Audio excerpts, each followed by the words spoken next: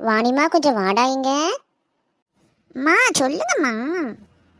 டே கொஞ்சம் கடைக்கு போய் திங்ஸ் கொஞ்சம் வாங்கிட்டு வாடா தங்கம். அதானே பார்த்தேன், அதுக்கு தானே கூப்பிட்டீங்க. சரி சரி கொடுங்க, நான் வாங்கிட்டு வந்துடுறேன். இந்தாடா, இதில் 100 ரூபா இருக்குது, அந்த லிஸ்ட்டும் இருக்குது. சரியா, வாங்கிட்டு சீக்கிரம் வந்துடு. சரிம்மா கொடுங்க. என்ன இன்னும் காணும் போனவள?